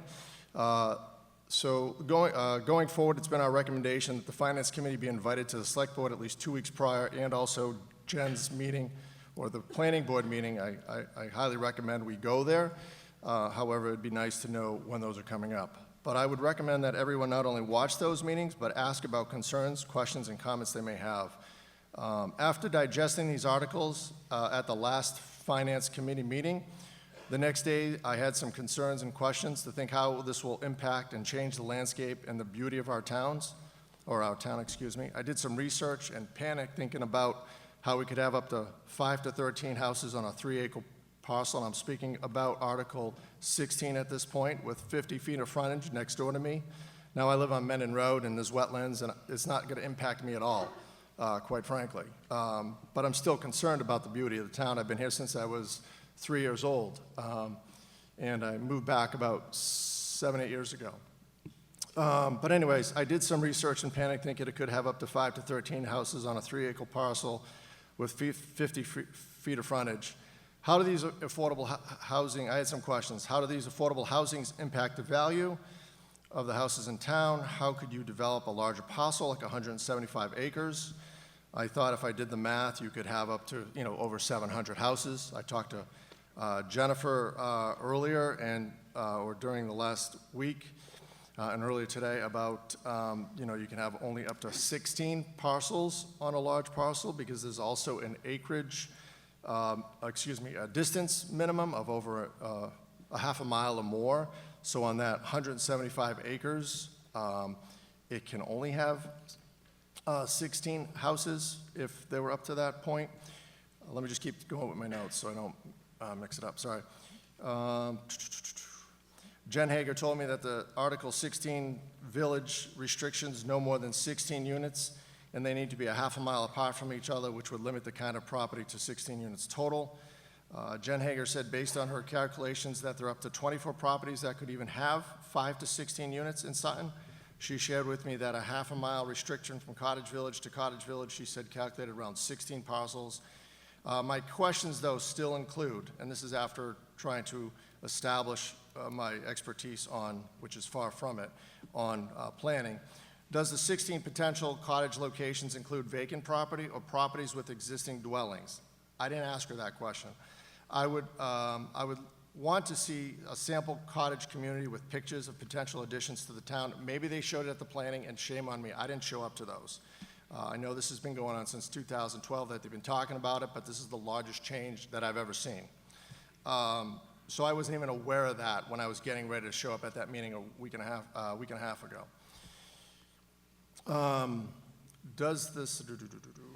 Out of the 16 potential cottage locations, how many affordable houses do we add to the mix to reach our 10% mandate by the state to avoid the granting of 40B anywhere, the state says? The questions of residents is, do you want them closer together, or how does that change the landscape of the entire town as it doesn't place them in a particular area? I'm gonna interrupt you, Mr. Yep. Jim Russ, and I apologize, but we are voting on Article 12. I got it. And I get that this is all encompassing from 12 to 16, and I think there's a lot, to digest here. And again, I have kind of given everybody the leeway to speak and give their opinion. But at this point, I If I would may speak. entertain a motion to move the question. To table this article. There has never been a moment when we have been fortunate to see the honesty of our finance committee and the integrity of our select board come together and say, this is confusing to us, can't imagine what it might be like for you, so I make a motion to table. May I have a second? I'll be back on every one with the same statement because we need time. We have no comprehensive plan. We have no housing study in effect. It expires at the end of this year.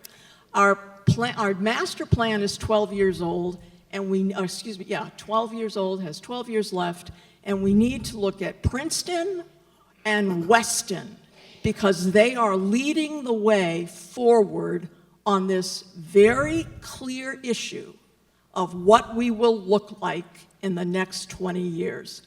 Motion to table, now ready for vote. So we're going to make sure we use the right terminology. Okay, so, yeah, that's fine. So it's actually to put it back to committee. It's just the nomenclature again. You are getting your steps in. I am. How am I doing? My form is bad.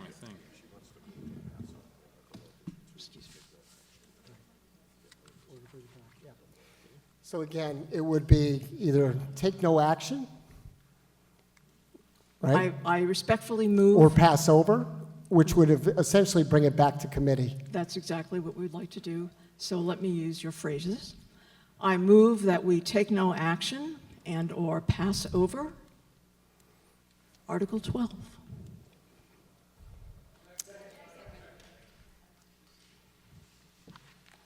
I will still be back. So there is a motion on the floor. So we are going to act on that motion. Two motions. Well, actually, it's all the same motion. Hold on one second. I want to make sure I get the terminology correct.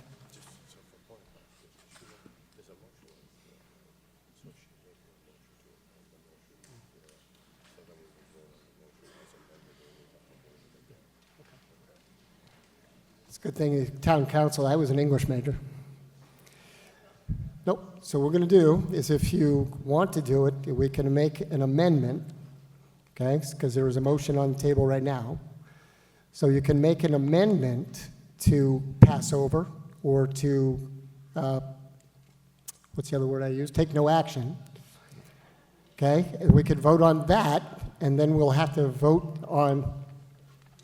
It'll be a moot point. It would be kind of a moot point, Tom, to do the Article 12 at this point. So if you would like to make an amendment to. Mr. Moderator, I'm relying on you. This is not my area of knowledge. Yep. So the objective here is to make this go away at this meeting. I think.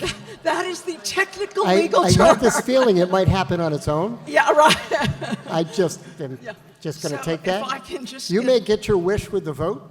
Okay, if I can just have the correct, guide me please to what you would like me to move. So if you would like to make an amendment to pass over or take no action on Article 12.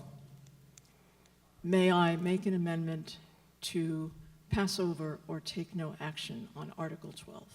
Do we have a second? Can we have just one question before we vote and knock this thing out? Sure. Sorry. One second. I just want to make sure we get this right. Yeah, sorry, I don't want to belabor the point, but there's one question that I want an answer to that I have yet to, I've heard people allude to it, but I don't think we've received an answer.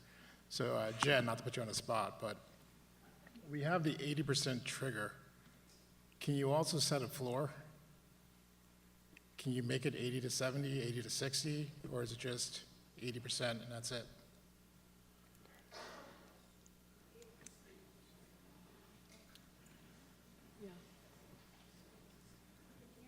No. No?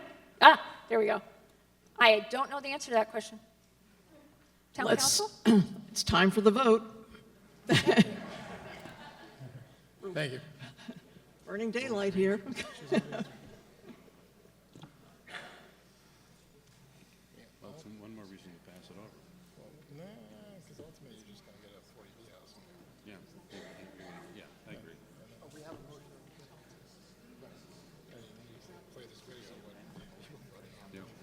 She did. And the good news is, So you did make a motion. My recommendation would be, from listening to everybody here today, is that I do not believe that these articles will pass. However, because they are 2/3 vote, in which it would take 2 years, correct? No? Oh, the planning board, I'm sorry, would come back again. Right. Either way, it would come back in the spring. So if you vote no, it could come back in the spring. If you vote to take no action, I believe, the same thing will occur. So my recommendation would be to take it to a vote. Now, if it doesn't go your way, you do have the option to reconsider the vote, which causes a little bit more headache, correct? Tom's rubbing his head over there. But my gut feeling is it does not appear that these articles will pass. So by a show of hands, were we to vote on all the articles, how many are going to vote against consistently? Well, she's taking over my job. Because that's the question. Listen, I get paid big bucks for this. I know you do, Mr. Honorable Moderator. Here's the risk. One of the reasons when I started out speaking with you today, I asked you what happens if we vote it down, what happens if we pass it over or take no action.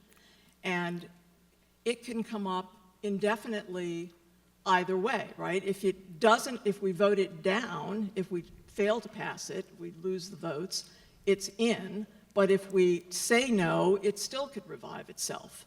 But I think what we're all asking for, and I'm definitely speaking out of turn as a moderator, is we want more the town wants more clarification on these particular articles, and they should go back to committee. Correct. And we have the team to do it.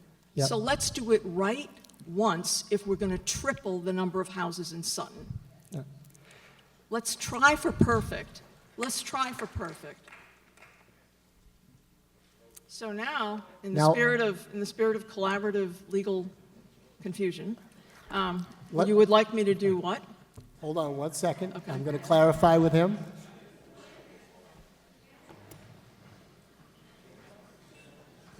Give me back my paperclip. Stole everything I had. Where's my clip? Planning board approving this. Yeah, they could bring it back next week. Either way, if they choose. Because the planning board voted, the affirmative, they voted negative.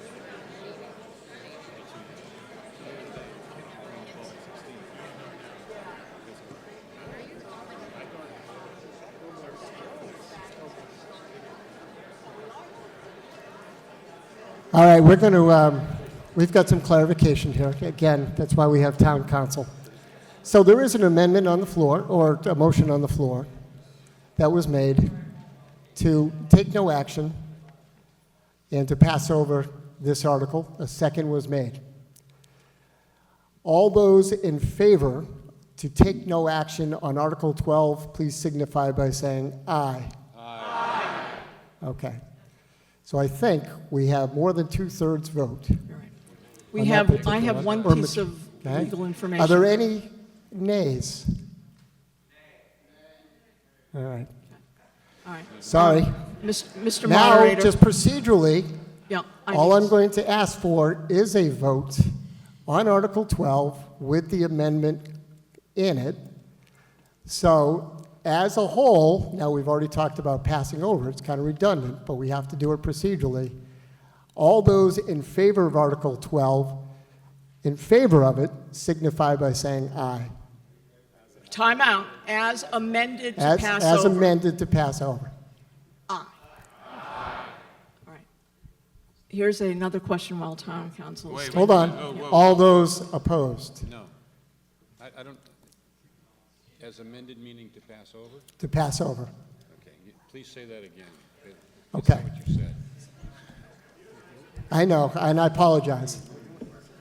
Yes, yes is no again. We've done this before, but we are voting to take no action on this article. Correct?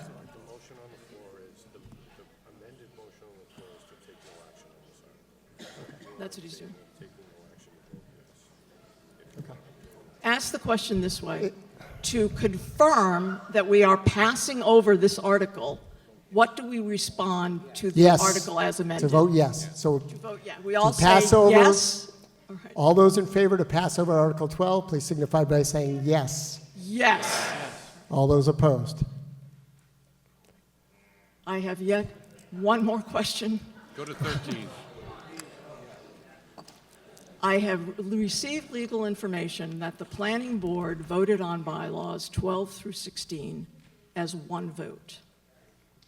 And I would like to motion that we now vote on the remaining bylaws to pass over or amend 13 through 16.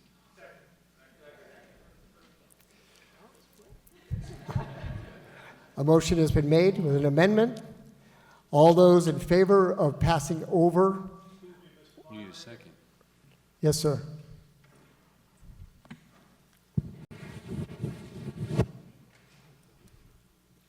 My name is David Zimmage. I recently moved back to town after a 30-year absence. And I'm very in tune to the local politics, even though I haven't been in Sutton for 30 years. Just remember one thing passing over these articles. I do agree that the wording is pretty poor, to be kind. But all you have to think of is Rice Road in Millbury. So be careful what you vote on tonight, because you could end up with 40B.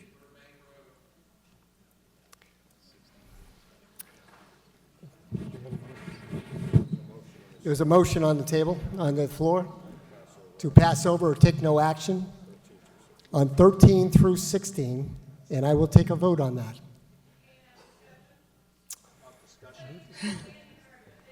You can't have discussion.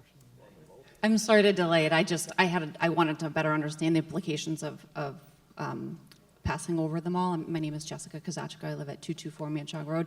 One of my questions was to take Sutton from the 1.5% to 10%. What is the deadline for that? That has to be submitted to the state, and what is to operationalize that? What is the implication? Like, when do those all have to be built, or is it just the plan? Is that 2 years? Is it 20? And what is the timeline? Are we planning 5, 50? I'm just looking for timelines and deadlines. I think we've been delinquent for many years, but you can answer that question. The law was enacted in 1969. Since 1969, we've been out of conformance. So if there we is no continue to do so, deadline. what are the implications? If you continue to do so, the gentleman that just spoke hit the nail on the head. Your town is open to a 40B development coming into town, overriding zoning and putting a development wherever they want, at whatever density they want and intensity. We had 3 proposed this year. 2 did not move forward because of some water issues. The 3rd is moving forward, just got its site eligibility letter from the state on Burbank Road on a lot that's not even buildable for 1 single-family home. So this gives us more control, you're saying, as a town to make Absolutely. choices around that versus the state coming in and doing Absolutely. what they want. It's not that we lose funding from the state for anything, it's that they No, then that's MBTA force us to do zoning, whole this. different issue. So yes, 40B, you open yourself up to development that's completely out of your control for the most part. And how often has that actually happened in towns? I know there's 3 lawsuits times against in it. the last year. 3 times in the last year. Yes, 2 But are- did not go through. 1 is in the process of going to the zoning board now. But the denominator of all the towns, the likelihood, if it's only been 3 out of so many towns, it No, seems no, less no, no. likely. It's 3 times, 3 projects have proposed in Sutton in the last year. Sorry, 2 let me did clarify not my question. forward. What is the probability that the state would come and enforce that upon towns? How many times has that occurred in the state of Massachusetts? More than not. Probably Thank you. 2/3 to 1/3. So I'm happy to give you that exact number. I'll be happy to look it up and put it on the website with Thank you. all the other information. I can tell you right now, right, that I think there is a lot that needs to be learned moving forward. And again, a motion has been put on the floor, which I can't. You can open for discussion, and that you can. But I think that we all sort of agree is that things need to be cleaned up before it's presented again. Yes, it will be. Mr. Moderator? Yes. May I give a few of these points that need to be cleaned up on Article 16?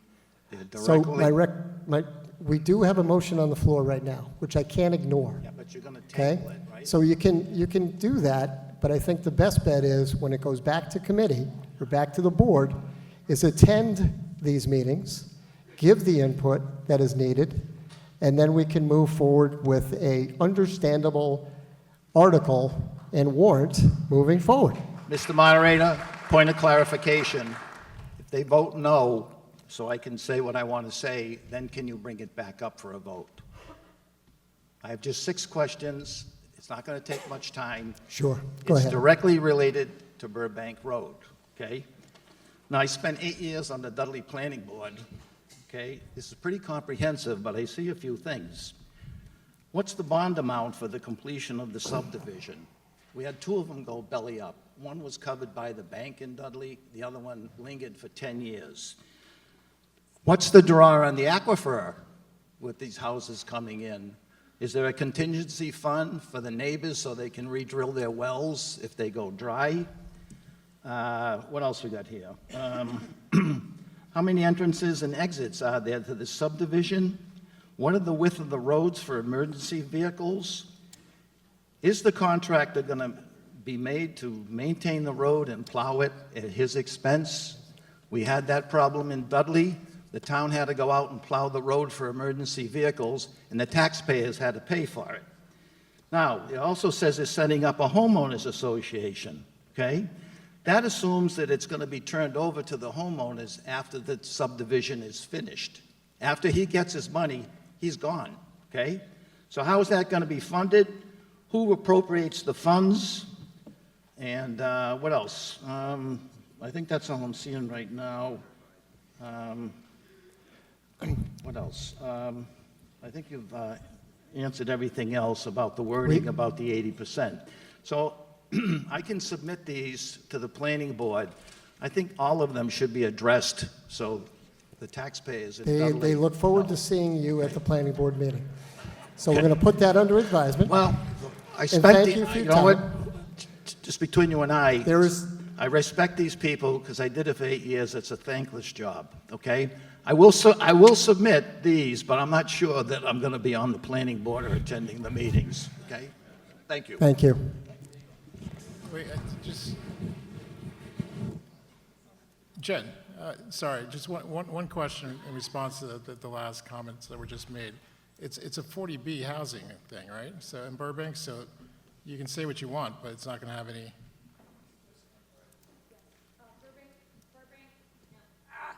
Burbank Road is a 40B project. It'll be submitted to the Zoning Board of Appeals, reviewed under the comprehensive permit law. The planning, I'm sure the zoning board will look into all of those things. But again, with the town only at 1.5%, unless they're in violation of the Wetland Protection Act or Title V requirements, it is likely that even if the zoning board denies it, the Housing Appeals Board at the state will overturn that decision. So there is a process that'll go forward with the Zoning Board of Appeals. You can bring those questions to the Zoning Board of Appeals and address those comments and questions there. The neighborhood at Burbank Road has done an extensive amount of work investigating the effects of this potential project, submitted it to the state, and it has still gotten an eligibility letter and will now move to the Zoning Board of Appeals. Mr. Moran. Mr. Moderator, if I may, I think there's a fair amount of confusion in this room right now as to what our ultimate objective is as a community. We talk about housing surveys and need for different housing types and all this kind of stuff. We're lucky enough to live in the Commonwealth of Massachusetts, and they've defined it for us. They've told us that we have to have 10% of our 10% of our housing stock needs to be affordable. They define affordable, and they enable it through essentially exempting 40B projects from existing zoning. About 6 years ago, Jim, myself, and Jen sat down, and I started the conversation, and we didn't have a comprehensive housing plan in place. And I said, hey guys, all of the towns within 495 have a comprehensive housing plan in place. By not having one, we eliminate our ability to achieve safe harbor if we develop what we're supposed to be doing. Unfortunately, we did the comprehensive housing plan, submitted it to the state accepted it, and we haven't generated the units that we need to generate the benefits from the comprehensive housing plan that we had all originally intended. 40B is incredibly complicated and difficult to understand, but let me put it into numbers that everybody can understand. We currently need to develop 300 housing units in town, roughly, that meet the affordability criteria. For some reason, if a project that's only 25% affordable is rental, the state credits 100% of the units built as qualifying under 40B and meeting your 40B obligation. If they're not, if they're transferred and for sale, built speculatively, you only get credit for the units that are deeded affordable. So to put that into numbers, a best case scenario would be a portfolio of 40B homes that's all rentals. We'd have to produce 299 units in total, okay? Units for sale, if they were for sale and we met the 40B criteria, which is a higher percentage than the proposed article, than the one on the proposed articles, we would need 1,196 units, or 34% of the current housing stock, to meet the 40B obligation, right? Doing it the 15% way, as suggested in these articles, would require 2,162 units, or a 61% increase in the number of homes in our community. 40B is a real problem, and we need to have a real solution, and we need to take control of the situation.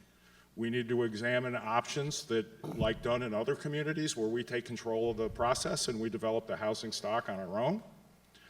But at the end of the day, we need a cohesive plan that's put forward that is measurable and that people can understand what the impact is going to be on their communities and neighborhoods, and we're just not there yet. And I believe that's what the motion to So by amend. tabling it, by tabling it, whether it's the next meeting or the meeting after that, we can have the opportunity to have a cohesive and complete conversation I about. think we're all in agreement there, Mr. Moran. Okay, so that's Yep.